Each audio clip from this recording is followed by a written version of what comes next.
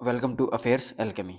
आज 25 जून 2026 है और आज हम 25 जून 2026 के करंट अफेयर्स के जितने भी इम्पोर्टेंट क्वेश्चंस बनेंगे वो सब आज हम इस वीडियो में डिस्कस करेंगे और उनसे रिलेटेड जितने भी इम्पोर्टेंट फैक्ट्स होंगे वो भी मैं आपको इस वीडियो में बताऊंगा। तो वीडियो के एंड तक बने रहिएगा। तो हमारा पहला क्वेश्चन है, अंतर्राष्ट्रीय महिला कूटनीति दिवस प्रतिवर्ष कब मनाया जाता है? तो इसका सही आंसर होगा ऑप्शन सी, 24 जून। तो अंतर्राष्ट्रीय महिला कूटनीति दिवस, international day of women in diplomacy, जो है हर वर्ष 24 जून को मनाया जाता है। इस दिवस का उद्देश्य है कि कूटनीति और अंतर्राष्ट्रीय संबंधों में महिलाओं की भागीदारी और एवं नेतृत्व को बढ़ावा देना। और इस दिवस को किसने घोषित किया था? तो इस दिवस घोषित किया था यूनाइटेड नेशंस जनरल असेंबली ने। तो संयुक्त राष्ट्र में महिलाओं की समान भागीदारी को SDG 5 मतलब जेंडर इक्वलिटी से भी जोड़ा जाता है। विश्व स्तर पर महिलाओं जो राजनयिक है, जो डिप्लोमेट्स हैं, उनकी संख्या भी पुरुषों की तुलना में कम है। तो अब यहाँ संयुक्त राष्ट्र की बात आती है तो संयुक्त राष्ट्र की जो स्थापना है वो 24 अक्टूबर 1945 को हुई थी और वर्तमान में संयुक्त राष्ट्र के जो महासचिव हैं वो है एंटोनियो गुटेरेस। हमारा अगला क्वेश्चन होगा, फीफा विश्व कप में फीफा विश्व कप के 6 अलग अलग संस्करणों में गोल करने वाले दुनिया के पहले फुटबॉलर कौन बने हैं? जिसका इसका सही आंसर होगा ऑप्शन सी, क्रिस्टियानो रोनाल्डो। तो जो क्रिस्टियानो रोनाल्डो हैं फीफा विश्व कप के 6 अलग अलग संस्करणों में गोल करने वाले खिलाड़ी बन गए हैं, पहले खिलाड़ी बन गए हैं। उन्होंने ये उपलब्धि उज्बेकिस्तान के विरुद्ध मैच में हासिल की। रोनाल्डो जो हैं विश्व फुटबॉल के सबसे सफल और रिकॉर्डधारी खिलाड़ियों में गिने जाते हैं। क्रिस्टियानो रोनाल्डो जो है वो 5 बार बैलोन डी और पुरस्कार भी जीत चुके हैं। वे अंतर्राष्ट्रीय पुरुष फुटबॉल में सर्वाधिक गोल करने वाले खिलाड़ियों में भी शामिल हैं। रोनाल्डो ने अपने कैरियर में मैनचेस्टर यूनाइटेड, रियल मैड्रिड और यूवेंटस जैसे क्लबों के लिए खेला है। हमारा अगला क्वेश्चन है, हाल ही में राष्ट्रपति द्वारा प्रदान किए गए पद्म पुरस्कार 2026 में किस भारतीय क्रिकेटर को सम्मानित किया गया है? तो इसका सही आंसर होगा ऑप्शन बी, रोहित शर्मा को। तो राष्ट्रपति द्रौपदी मुर्मू ने पद्म पुरस्कार समारोह में रोहित शर्मा को पद्म सम्मान से सम्मानित किया है। रोहित शर्मा भारतीय क्रिकेट टीम के कप्तानों में से एक रहे हैं और सीमित ओवरों के क्रिकेट में कई रिकॉर्ड अपने नाम कर चुके हैं। समारोह में फिल्म जगत से जो है मैनमुटी और आर माधवन को भी इसमें सम्मानित किया गया है। पद्म पुरस्कार जो है भारत के सर्वोच्च नागरिक सम्मानों में शामिल है। रोहित शर्मा ने जो है वनडे क्रिकेट में 3 दोहरे शतक लगाने वाले दुनिया के एकमात्र बल्लेबाज हैं और रोहित शर्मा के नाम वनडे में 264 रन की सर्वोच्च व्यक्तिगत पारी का भी रिकॉर्ड है। पद्म पुरस्कार 3 श्रेणियों में होते हैं, पद्म विभूषण, पद्म भूषण और पद्मश्री में दिए जाते हैं। और भारत का सर्वोच्च नागरिक सम्मान कौन सा है? वो है भारत रत्न। तो आप तो ये याद रखना कि हाल ही में जो है पद्म पुरस्कार से जो है भारतीय किस भारतीय क्रिकेटर को सम्मानित किया गया है? वो है रोहित शर्मा को।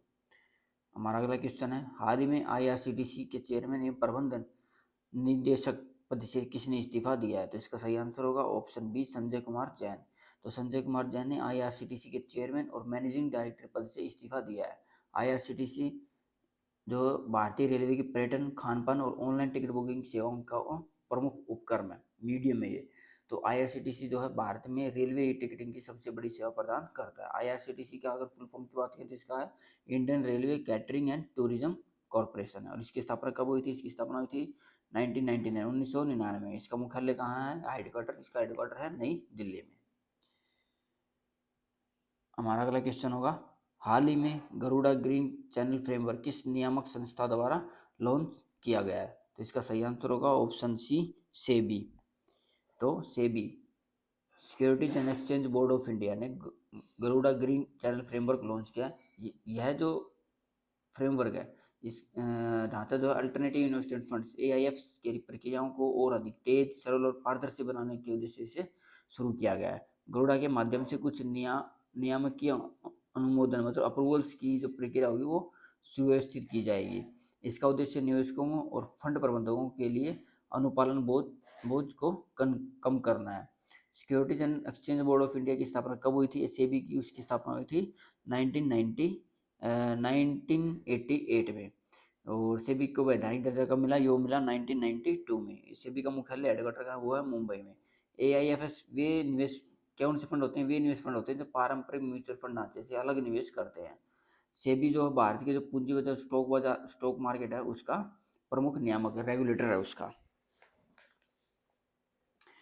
हमारा अगला क्वेश्चन होगा फ्यूचर स्किल्स इंडेक्स में भारत ने वैश्विक स्तर पर कौन सा स्थान प्राप्त किया है? तो इसका सही आंसर होगा ऑप्शन सी 13वां। तो भारत ने फ्यूचर स्किल इंडेक्स में 13वां स्थान प्राप्त किया है। यह रैंकिंग जो है एआई, ऑटोमेशन, मशीन लर्निंग और डिजिटल ट्रांसफॉर्मेशन जैसी भविष्य की तकनीकों के लिए देशों की देशों की तैयारी को दर्शाती है। भारत की जो मजबूत डिजिटल अर्थव्यवस्था, स्टार्टअप इकोसिस्टम जो है और तकनीकी प्रतिभा ने इस उपलब्धि में महत्वपूर्ण योगदान दिया है। यह रैंकिंग जो भविष्य की कौशल आवश्यकताओं के अनुरूप कार्यबल तैयार करने की क्षमता को मापती है। आर्टिफिशियल इंटेलिजेंस जो है भविष्य की अर्थव्यवस्था की जो है प्रमुख चालक माना जा रहा है। भारत दुनिया की सबसे बड़े डिजिटल टैलेंट पूलों में से एक है। एआई, डाटा साइंस और साइबर सिक्योरिटी आने वाले वर्षों के सबसे मांग वाले कौशल में शामिल है, जो डिजिटल इंडिया जैसी पहलें जो है तकनीकी कौशल विकास को बढ़ावा दे रही हैं। तो फ्यूचर स्किल इंडेक्स में भारत ने वैश्विक स्तर पर कौन सा स्थान प्राप्त किया है? 13वां। नेक्स्ट क्वेश्चन है भारतीय वायुसेना को सितंबर 2026 में सौंपा जाने वाला भारत का पहला निजी क्षेत्र में निर्मित परिवहन विमान कौन सा है? तो इसका सही आंसर होगा ऑप्शन सी 295। जो C-295 है वो भारत का पहला निजी क्षेत्र में निर्मित सैन्य परिवहन विमान बनाने जा रहा है। इसका जो निर्माण है भारत में टाटा एडवांस सिस्टम्स लिमिटेड और एयरबस के सहयोग से किया जा रहा है। पहला स्वदेश में निर्मित C-295 विमान जो है सितंबर 2026 में भारतीय वायुसेना को सौंपा जाएगा। C-295 जो है मध्यम श्रेणी का सामरिक परिवहन विमान, टैक्टिकल ट्रांसपोर्ट एयरक्राफ्ट है। इसका उपयोग जो है सैनिकों, उपकरणों और राहत सामग्री में परिवहन में किया जाते हैं। भारत में जो है पुराने एयरो 748 विमानों को बदलने के लिए जो है C-295 जो परियोजना वो शुरू की गई है। और जो C-295 निर्माण संयंत्र जो है वो वडोदरा में, जिसका सेंटर है वो कहाँ है स्थापित किया गया है, वो वडोदरा में किया गया है। यह जो भारत में सैन्य विमान निर्माण में निजी क्षेत्र की सबसे बड़ी परियोजनाओं में से एक है। हमारा अगला क्वेश्चन होगा हाल ही में ग्लोबल मीथेन एक्शन प्लान किसने लॉन्च किया है? इसका सही आंसर होगा ऑप्शन सी एंटोनियो गुटेरेस। और एंटोनियो गुटेरेस कौन है? ये जो प्रेजेंट जो यूएन के सचिव है, महासचिव है एंटोनियो गुटेरेस। तो जो एंटोनियो गुटेरेस ने बढ़ते जलवायु संकट के बीच ग्लोबल मीथेन एक्शन प्लान से लॉन्च किया। वे संयुक्त राष्ट्र यूएन के महासचिव भी हैं। इस योजना का उद्देश्य मीथेन उत्सर्जन को कम करके वैश्विक तापमान वृद्धि पर नियंत्रण पाना है। मीथेन कार्बन डाइऑक्साइड के बाद जलवायु परिवर्तन के लिए जिम्मेदार प्रमुख ग्रीन हाउस गैसों में से एक है। एंटोनियो गुटेरेस जो है वर्ष 2017 से संयुक्त राष्ट्र के महासचिव हैं। मीथेन जो है एक शक्तिशाली ग्रीन हाउस गैस है। मीथेन का प्रमुख स्रोत कृषि, पशुपालन, लैंड फिल और जीवाश्म ईंधन क्षेत्र है। संयुक्त राष्ट्र का जो मुख्यालय है वो कहाँ, वो न्यूयॉर्क सिटी में स्थित है। और जलवायु परिवर्तन से निपटने के लिए मीथेन उत्सर्जन में कमी को सबसे प्रभावी अल्पकालिक उपायों में माना जाता है।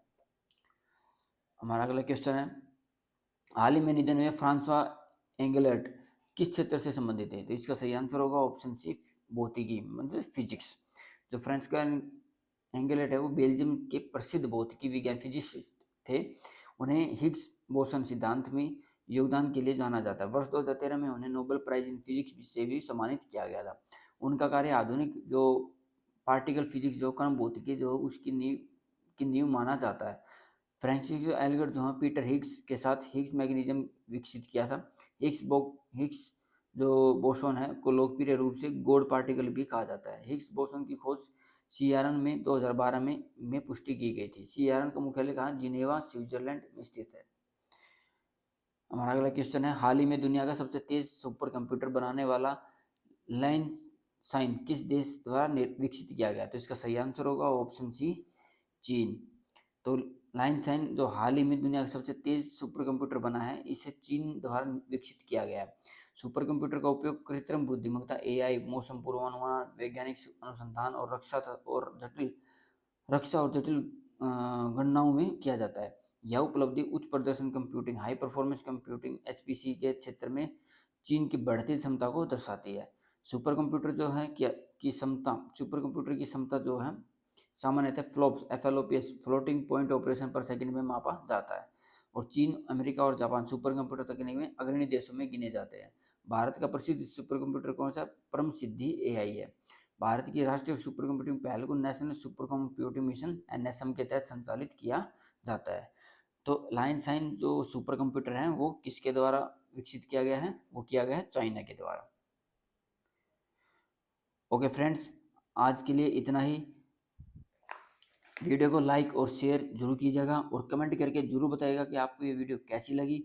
और आगे ऐसे ही करंट अफेयर्स के इंपॉर्टेंट क्वेश्चंस के लिए मेरे चैनल को सब्सक्राइब कीजिएगा। Thank you. जय हिंद, जय भारत।